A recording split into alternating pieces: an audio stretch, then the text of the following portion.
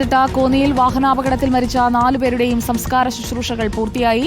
മൃതദേഹം കല്ലറയിലേക്ക് എടുക്കുകയാണ്. അല്ലമീൻ നമുക്കൊപ്പം ചേരുന്നു. അല്ലമീൻ, ആ നാടിനെ ഒന്നാകെ ദുഃഖത്തിലാഴ്ത്തിയ ഒരു കാഴ്ചയായിരുന്നു നവദമ്പതിമാരടക്കം 4 പേരുടെ വിയോഗം. ഇപ്പോൾ സംസ്കാര ചടങ്ങുകൾ തുടങ്ങിക്കഴിഞ്ഞിരിക്കുന്നു.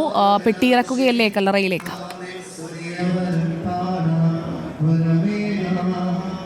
സുജിയ 4 പേരുടെയും സംസ്കാരം പൂങ്കാവ് സെന്റ് മേരീസ് മലങ്കര സുറിയാനി കത്തോലിക്ക പള്ളിയിൽ നടക്കുകയാണ്. പ്രാർത്ഥനാ ശുശ്രൂഷകളും പൊതുദർശനവുമൊക്കെ കഴിഞ്ഞതിന് ശേഷം 4 പേരുടെയും മൃതദേഹങ്ങൾ ഇപ്പോൾ കല്ലറയിലേക്ക് എടുത്തിരിക്കുകയാണ്. അതിൽ മത്തായി ഈപ്പൻ്റെയും നിഖിലിൻ്റെയും അനുവിൻ്റെയും മൃതദേഹം ഒരുമിച്ച് ഒരു കല്ലറയിലാണ് അടക്കം ചെയ്യുന്നത്. ബിജു പി ജോർജിൻ്റെ മൃതദേഹം മറ്റൊരു കല്ലറയിൽ, ഒരു കുടുംബ കല്ലറകളാണ് ഉള്ളത്. അങ്ങനെ 3 പേർ ഒരു കല്ലറയിൽ ഒതുങ്ങുന്നു, ബിജു പി ജോർജ് മറ്റൊരു കല്ലറയിൽ. അങ്ങനെ ആ രീതിയിലാണ് കാര്യങ്ങൾ ക്രമീകരിച്ചിരിക്കുന്നത്.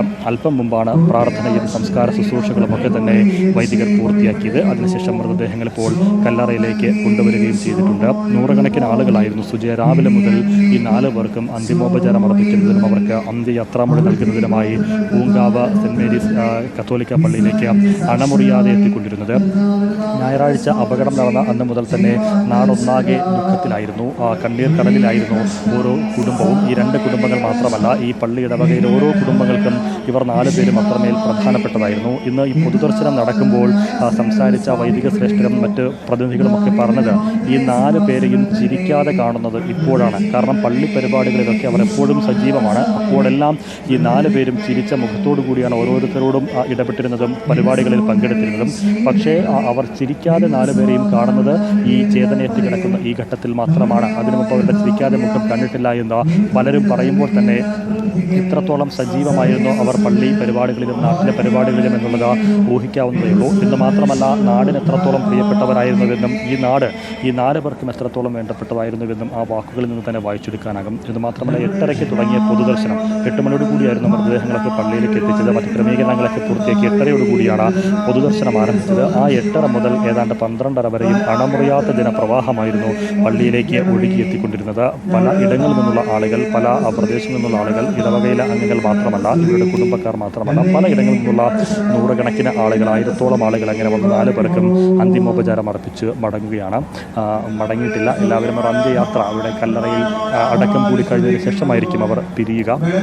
ഈ പള്ളിമുറ്റത്തായിരുന്നു കഴിഞ്ഞ 30-ാം തീയതി സന്തോഷത്തോടു കൂടി ഈ കുടുംബവും ഈ 2 കുടുംബാംഗങ്ങളും അവരുടെ ബന്ധുക്കളും ഈ നാട്ടുകാരും ഇടവകാംഗങ്ങളും ഒക്കെ കൂടിയിരുന്നത്. അത് അനുവിൻ്റെയും നിഖിലിൻ്റെയും വിവാഹത്തിന് വേണ്ടിയായിരുന്നു. 8 വർഷത്തെ പ്രണയത്തിനൊടുവിൽ അവരെ ജീവിതത്തിലേക്ക് കൈപിടിച്ച് നടത്തുന്നതിന്, അവരെ ആശീർവദിക്കുന്നതിന്, അവർക്കൊരു ഭാവി ജീവിതം ആശംസിച്ചുകൊണ്ട് അവർക്ക് നല്ലൊരു പുതിയൊരു ജീവിതത്തിലേക്ക് അവരെ തുടക്കം കുറിക്കുന്നതിന് കൈപിടിച്ച് നടത്തുന്നതിനൊക്കെ കഴിഞ്ഞ 30-ന് ഈ പള്ളി അങ്കണത്തിൽ ഒത്തുകൂടിയ ആളുകളാണ്.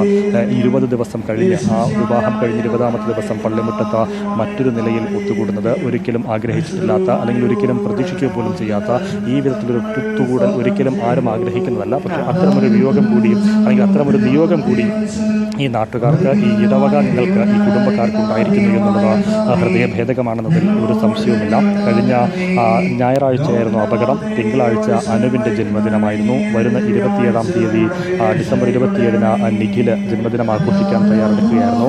അതിനുശേഷം ജനുവരി 18-ന് ഇരുവരും ഒന്നിച്ച് കാനഡയിലേക്ക് പോകാൻ തയ്യാറെടുക്കുകയായിരുന്നു. അങ്ങനെ പലവിധ സന്തോഷങ്ങളുടെ ഒരു വല്ലാത്ത നിമിഷങ്ങൾ കാത്തിരുന്ന് ജീവിതം ആഗ്രഹിച്ച, ജീവിതം ആരംഭിച്ച 2 ദമ്പതികൾ ഉൾപ്പെടെ, നവദമ്പതികൾ ഉൾപ്പെടെ, അവരുടെ അച്ഛന്മാർ ഉൾപ്പെടെയാണ് ഈ നാടിനെ ഒന്നാകെ കണ്ണീരിലാഴ്ത്തി കടന്നു പോകുന്നതെന്ന കാര്യം അത് കേരളത്തിനൊന്നാകെ വല്ലാത്ത ദുഃഖം പകരുന്ന ഒന്ന് തന്നെയാണ്. മന്ത്രി വീണ ജോർജ് ഉൾപ്പെടെ രാവിലെ പള്ളിയിലെത്തിയവർക്ക് അന്തിമോപചാരം അർപ്പിച്ചിരുന്നു. മറ്റു രാഷ്ട്രീയ പ്രതിനിധികൾ ഉൾപ്പെടെ കഴിഞ്ഞ ദിവസങ്ങളിലൊക്കെ പള്ളികളിലെ അവരുടെ വീടുകളിലെത്തി കുടുംബത്തെ ആശ്വസിപ്പിക്കുകയും ചെയ്തിരുന്നു. ആശ്വസിപ്പിക്കുക എന്ന് പറയുമ്പോൾ അതിനുള്ള ശ്രമം നടത്തിയെന്നതല്ലാതെ ആർക്കും ഒരു തരത്തിലും ആ കുടുംബാംഗങ്ങളെ ആശ്വസിപ്പിക്കാൻ പറ്റുന്ന സാഹചര്യമല്ല. ഇന്നിപ്പോൾ പള്ളിയിലേക്ക് തന്നെ നൂറുകണക്കിന് ആളുകൾ, 1000-ഓളം ആളുകൾ ഒഴുകിയെത്തുമ്പോഴും അവരെല്ലാം ഈ കരഞ്ഞു കലങ്ങി മരവിച്ചിരിക്കുന്ന മനസ്സുമായിരിക്കുന്ന കുടുംബാംഗങ്ങളെയും തൊട്ടു തലോടിയാണ് പോയത്. പക്ഷേ അവരോടൊന്നും ഒരു ആശ്വാസവാക്ക് പറയാനോ, അല്ലെങ്കിൽ വാക്കുകൾ കൊണ്ടോ മറ്റേതെങ്കിലും സാന്നിധ്യം കൊണ്ടോ അവരെ ഒന്നും ആശ്വസിപ്പിക്കാനോ ആകാത്ത വിധം വന്നു പോയവർ പോലും, എത്തിയവർ പോലും, ഇവിടെ കൂടി നിൽക്കുന്നവർ പോലും ബുദ്ധിമുട്ടുന്നൊരു കാഴ്ച. അങ്ങനെ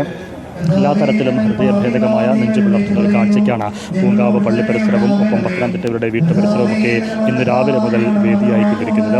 ഇന്ന് രാവിലെ 6:00 ആ 4 പേരുടെയും മൃതദേഹങ്ങൾ വീടുകളിലേക്ക് എത്തിച്ചത്. അപ്പോൾ തന്നെ വലിയ രീതിയിലുള്ള ആർത്തലച്ചുള്ള നിലവിളികൾ നമ്മൾ 2 വീടുകളിലും കേട്ടതാണ്. അതിനുശേഷം 8 മണിയോടുകൂടി മൃതദേഹങ്ങൾ ഇപ്പോൾ മത്തായി ഈപ്പന്റെ സംസ്കാരമാണ് നടക്കുന്നത്. മത്തായി ഈപ്പന്റെ മൃതദേഹം ഇപ്പോൾ കല്ലറയിലേക്ക് എടുക്കുകയാണ്. നിഖിലിന്റെ പിതാവാണ് മത്തായി ഈപ്പൻ.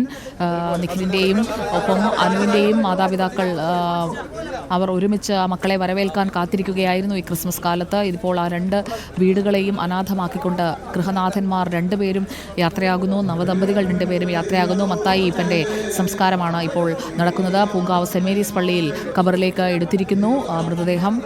അതാണ് നമ്മളിപ്പോൾ കണ്ടുകൊണ്ടിരിക്കുന്നത്.